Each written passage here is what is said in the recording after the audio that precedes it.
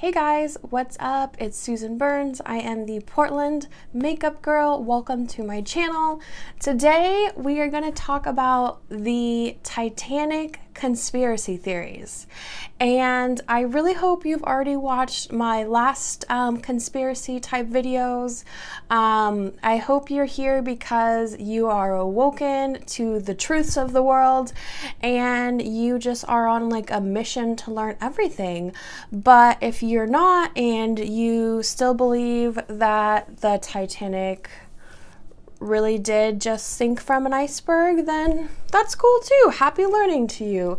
I encourage you to look up everything I talk about. I encourage you to research everything.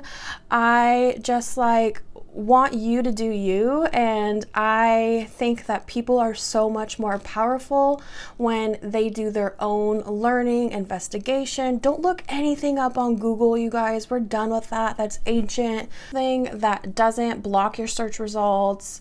I use Quant. I think I've talked about that before. There's many others that aren't owned by Google. Yeah, I think that the Titanic conspiracy theories are probably the most important ones out there because I think that we all grew up just really believing, no doubts in our mind, that everything is how they said it was. And I'm not saying it's any different. I'm just saying a lot of these things are super curious once you start digging. And I'm a big believer in self-empowerment and doing your own research, questioning everything. Yeah, let's begin.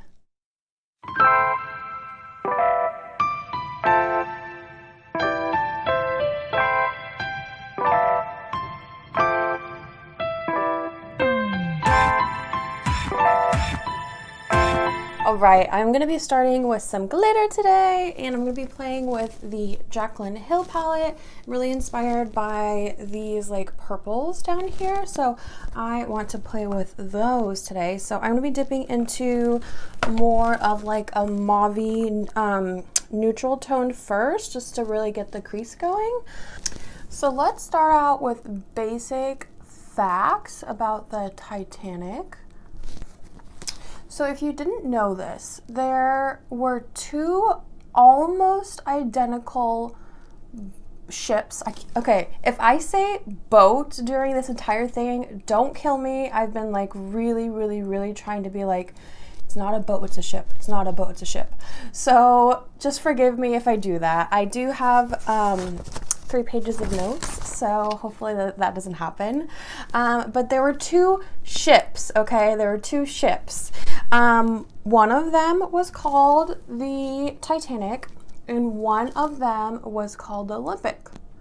So that's something that when I used to love the movie The Titanic, and I feel like a lot of people just kind of watch that movie and they're just like, that's what happened. So both of these ships, oh my gosh, guys, I almost said boats again. So both of these boats, both of these ships. So both of these ships were owned by the White Star Line. Who owned the White Star Line, you might ask? The White Star Line was owned by the International Mercantile Marine. Who owned that company? J.P. Morgan. And his name is going to pop up a lot during this entire talk. So just try to remember stuff about him. And yeah, so he basically owned the boats. It was pretty common knowledge at that time. And when I say common knowledge, I mean people in the city knew, people that ran the boat, operated on the boat, they kind of knew this. But the Olympic ship, it is said that it was struck by a military vessel, that it didn't have that long of a life left in it. And people, they knew that. Now this is a fact. Before the Titanic set out on its voyage, both of the boats had a paint job. Okay, both of them, the Olympic and the Titanic. A lot of people in the town were gossiping and saying that they switched the boats for insurance, and they claimed that they were committing insurance fraud. Obviously, none of them proved it, but it's just kind of like the talk of the town. And they had a really hard time getting workers for the Titanic because like everyone kind of low-key knew.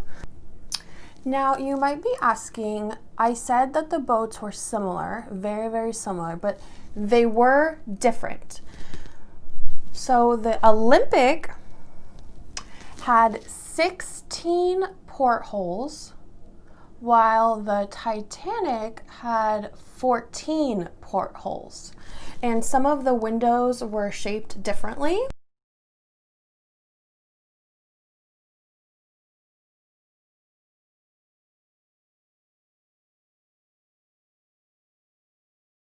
Is somebody named James Fenton, who actually worked on the Titanic, said on his deathbed, he claimed that, and actually he worked on the Titanic and he was on it when they crashed, and he was one of the people that like they brought back to shore or whatever.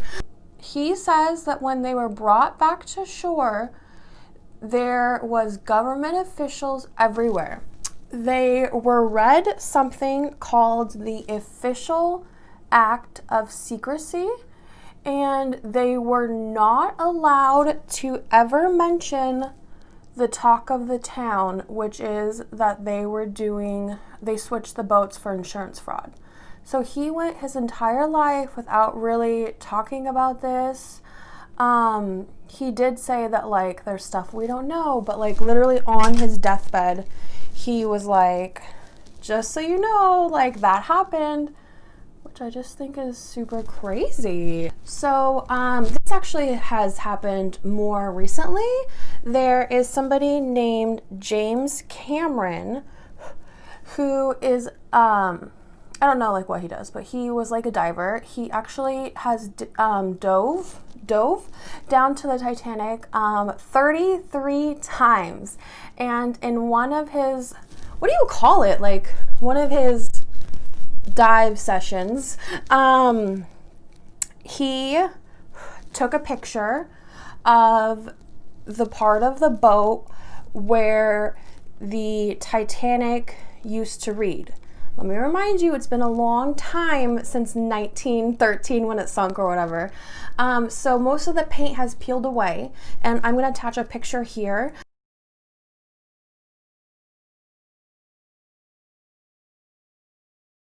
That shows that the picture that he took, clearly you can see the letters M and P. Now, I don't know what that means because I like to remain really curious until something is actually proven, but it's something to be curious about, right? This is actually newer information too.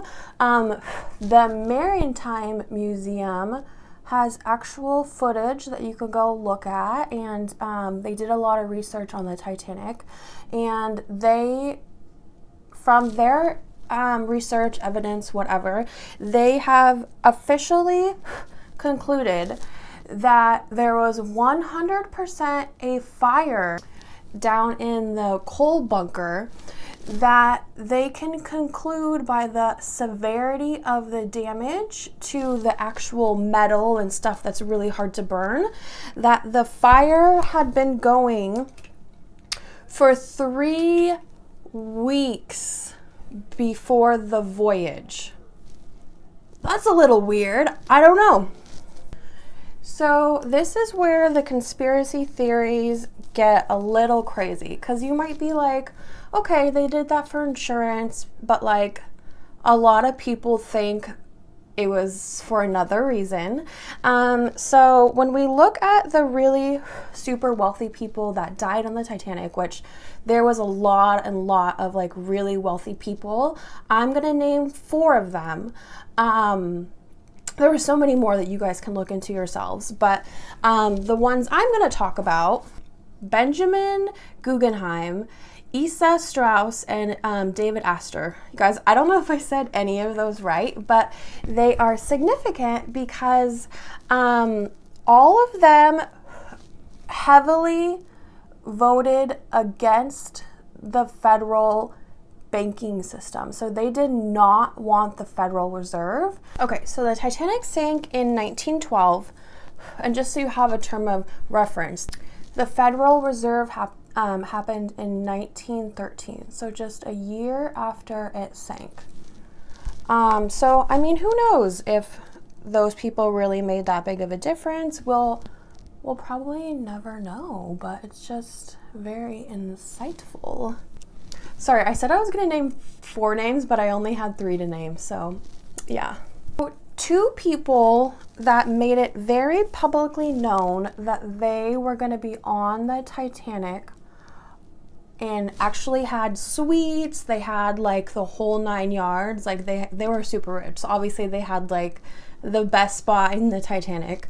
One of them is JP Morgan, who made a public speech before the Titanic, and said that like he was going on this, like he was so excited, like blah, blah, blah. The second person who had a ticket that did not make it, the second person is Milton Hershey.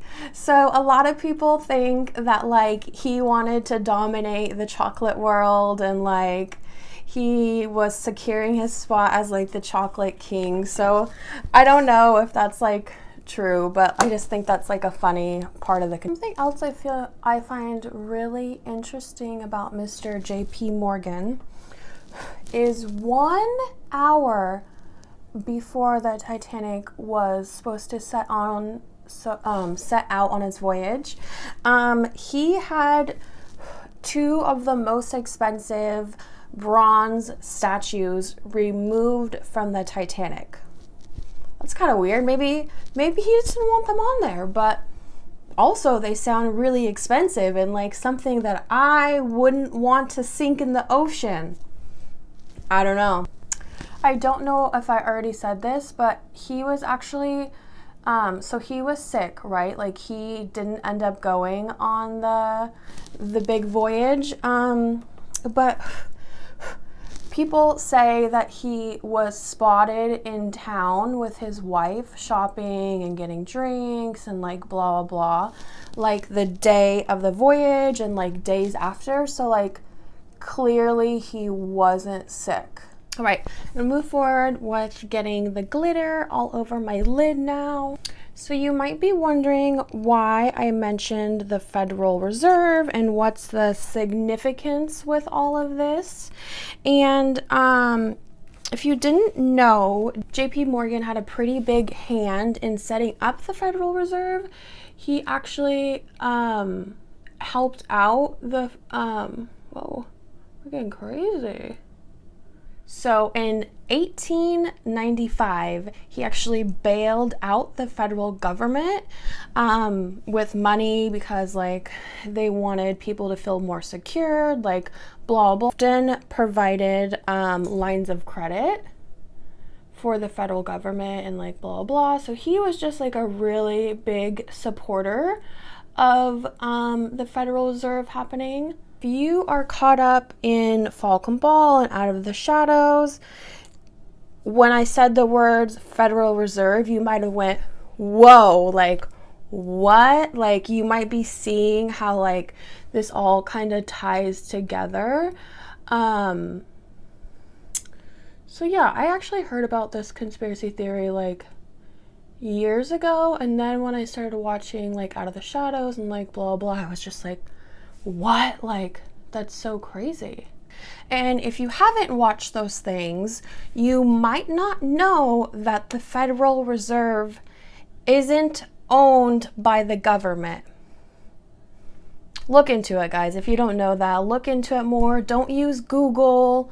Use other search engines. Do a deep dive. Here's just like a basic thing that says the U.S. Federal Reserve is privately owned company controlled by the Rothschilds, the Rockefellers, and the Morgans. Blah, blah, blah, blah, blah. Go do your own research on what that all means. Go watch my conspiracy video if you haven't. But all of this absolutely fits into the much bigger interest of like the cabal stuff, like crazy. I'm gonna go ahead and put some purple on my under eye. Alright guys, I'm pretty happy with this. I'm gonna go do a wing off camera, do some mascara, and I'll be right back. Alright guys, that's the end of this video. If you haven't yet, go ahead and hit that like button, subscribe, go check out my website, let's be Instagram friends. I hope this video inspired you to do your own research, to question everything, and it's okay that you learned something different a long time ago, and it's okay to have interest in questioning things and to doing your own research and just figuring stuff out for yourself. Sometimes what we've always been told isn't the truth, and I think we should question it all. So happy learning. Bye.